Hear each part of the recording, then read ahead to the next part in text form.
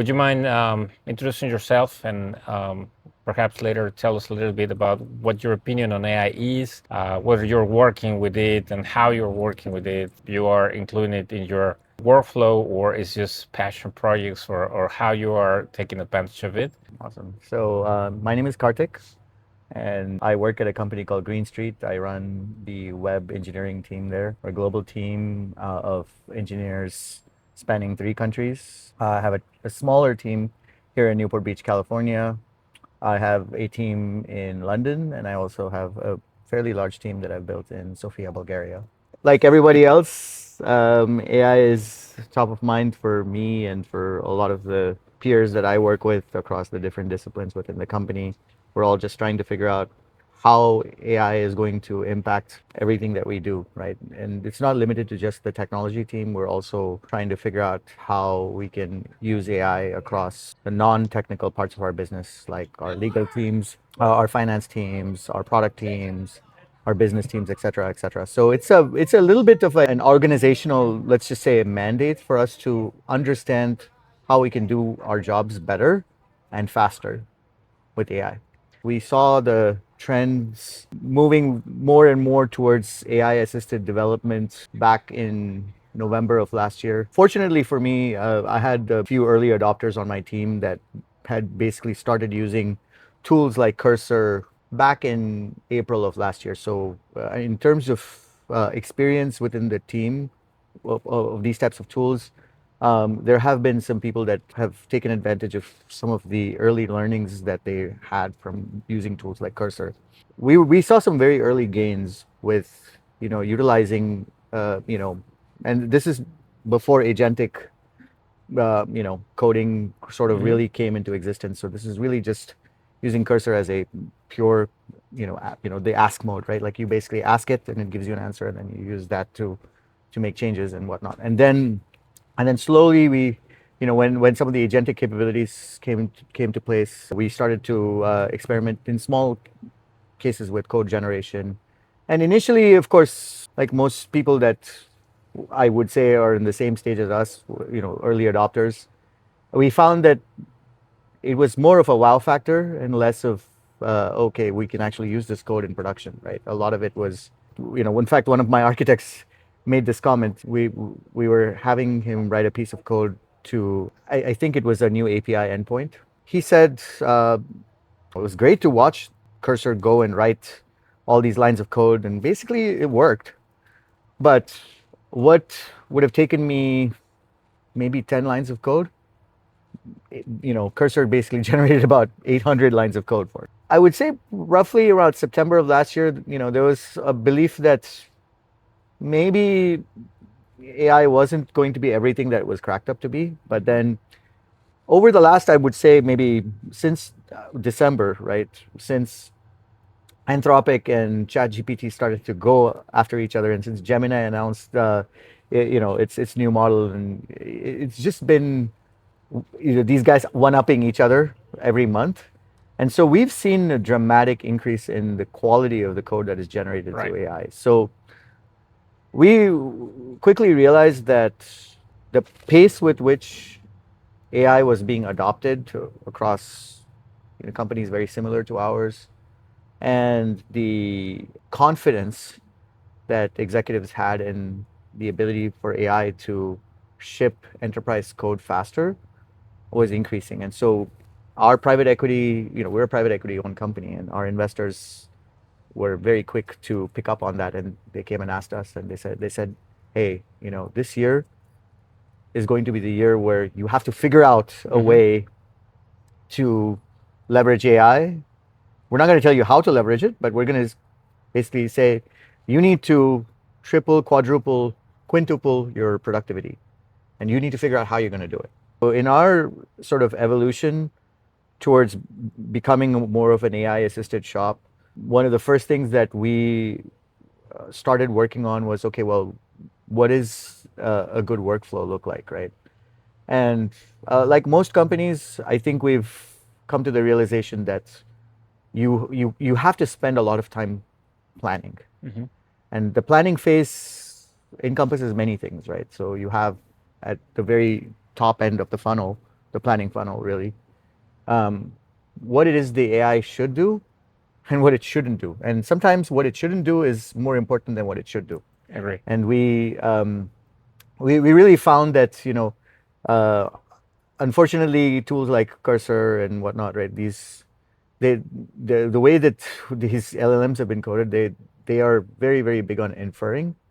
So you have to actually be explicit about telling it not to infer and to just follow instructions, right? So that was one of the first things that we had to sort of really learn as we were starting to rely more and more on AI. Is define a complete set of like guardrails, and you know these are the things that we don't want you to do, right? Like we don't want you to go and look on the internet and find examples of coding patterns. We want you to use what we've defined internally in our knowledge base as these are the best practices that we need you to follow.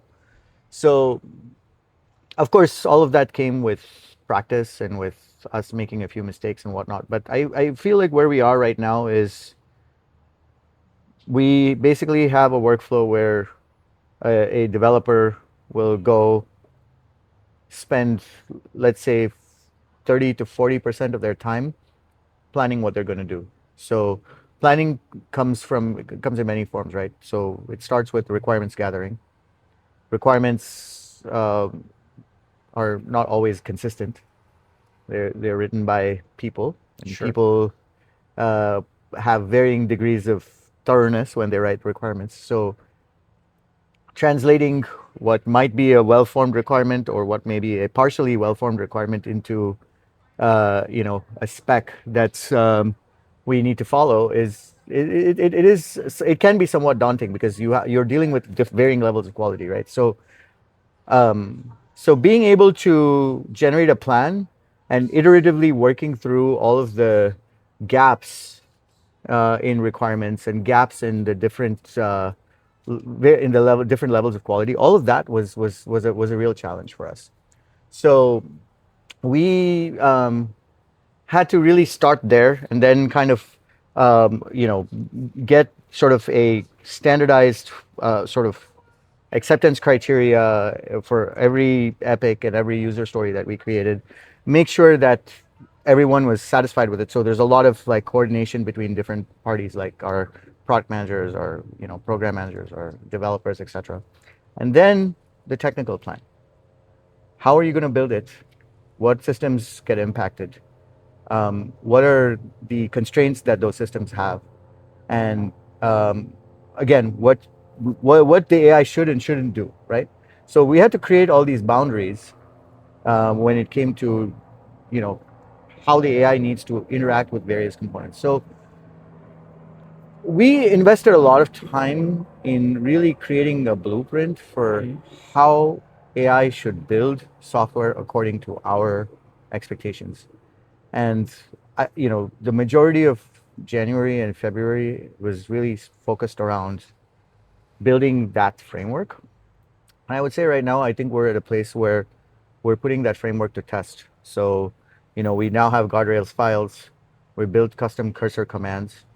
Those cursor commands, so for example, if we want to build a new feature, we have a feature dev command. And then that feature dev command basically will allow us to basically scope exactly what it is we need done. From the standpoint of, okay, here's all the stuff that need to be done on the front end. Here's like what we need to look at on the back end. And essentially, right now our goal is to take the most common requests we get from the business and get them to the point where 90% plus or more of that code is generated through AI. Interesting. So, for example, one of the most common sort of business growth levers for us is expanding our business into multiple markets. And there is a predictable set of things that we need to do in order to make that happen.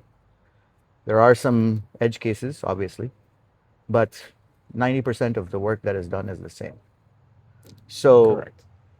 if we were able to say, if we were able to have a feature dev command that says expand Green Street SaaS platform, these modules into these markets, we expect that the AI will have the intelligence to go through Hmm. and remember what was done previously and just replicate it. So there are many different aspects of you know creating this framework. Like, how do you maintain memory? Like, Hmm. so we're building a skill that actually remembers what it remembers what we did previously, and it is able to essentially reach out. We have a sort of a graph that we're building that Correct. allows cursor to go back and say, okay, well, these are the steps that you followed to accomplish this specific task. We're going to go back, look at this graph, and try to replicate exactly what you guys did, as opposed to going and inferring stuff. So I Correct. feel like a lot of what we've started to do is really build intelligence into how AI builds software.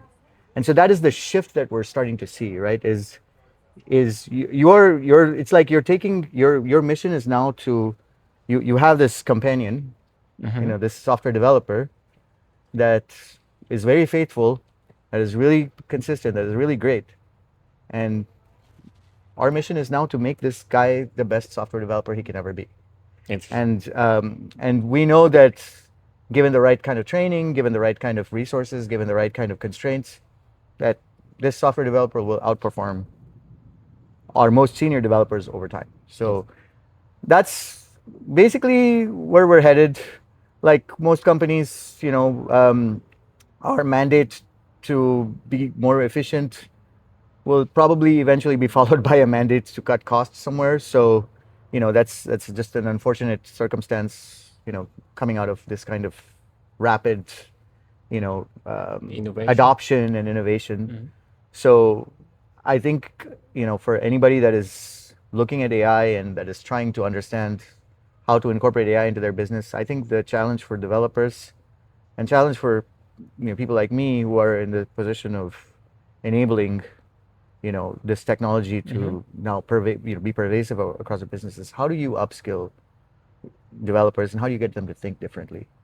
How do you get them to be valuable and to see themselves as valuable when this thing is replacing their core skill set? So a lot of what I've been telling my developers is learn the business, Hmm. learn the domain, learn why you're doing what you're doing, because those are things that AI is not gonna know. So you need to be able to connect the dots. Hmm. Sometimes connecting the dot requires you to know the business. Sometimes connecting the dots requires you to know people. Hmm. AI is not going to go make friends with, your primary stakeholder and get them to reprioritize your roadmap if needed. Correct. So find all of those things that AI can't do and get really good at them.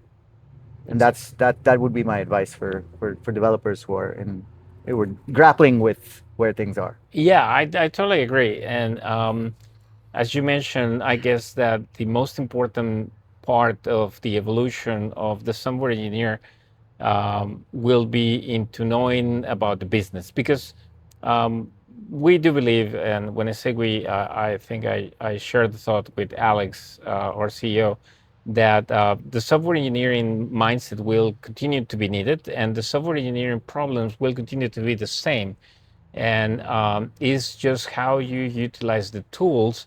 But knowing more about the business, I think that's where it's going to put the software engineering next stage of this evolution that we are having with AI, because that way you will be able to, taking advantage of your software engineering knowledge, now complemented with the business, you will be able to create better products, better solutions, which is the ultimate goal of a software engineer, solve a problem. And once you are able to fully understand the problems you are trying to solve, having the assisted AI is just, again, another tool on the toolset. Yeah, and I mean, one thing to remember also is right now AI has gotten really good at some things, right? At simpler tasks, but it is rapidly getting good at more complex tasks, Hmm. right? So uh, there is going to come a time when even a senior software engineer is going to find that a lot of very complex integrations given the right context, given the right awareness of your environment, can be accomplished almost entirely by AI, right? The more it remembers, I mean, again, this is there's a reinforcement learning framework, right? So the more and more and more it does the same thing over and over, because again, at the end of the day, you know, when you're working for a larger enterprise, right? How many times do you have developers that are doing completely brand new things that have never been done before?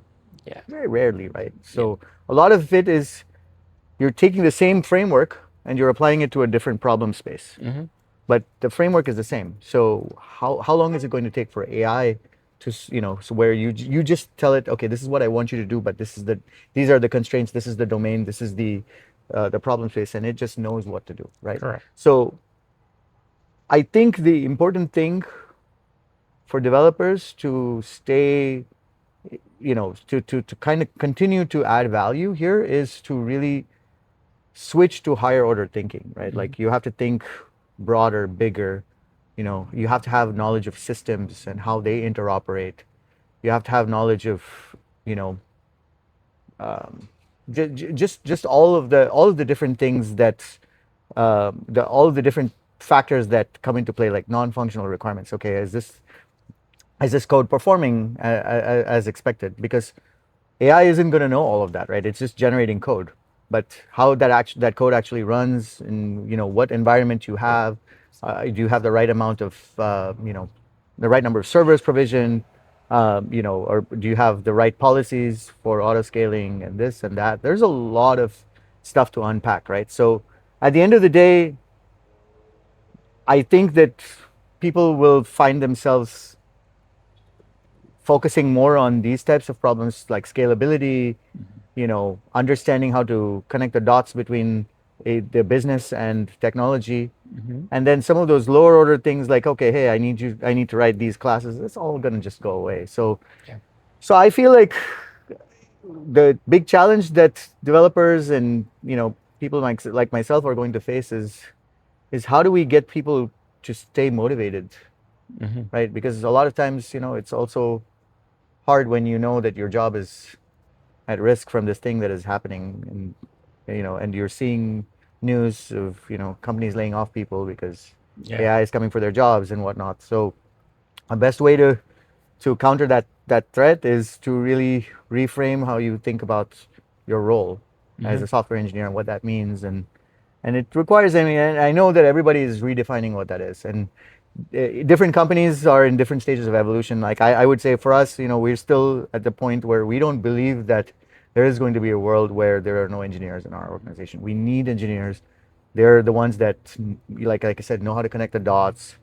And so for us, our focus right now is just in making our engineers faster, better, and more efficient at doing their jobs. And there is enough work for us to sustain our engineering team, at least for the foreseeable future. But again, who knows? This landscape is changing every 2 to 3 months. Yes. So we Incredibly are fast. we are in the same, I would say, type of uncertainty that everyone else is in. Did you enjoy this video? Then hit the like button and share it with your network. Also be sure to subscribe and ring the bell to get notified about our latest videos.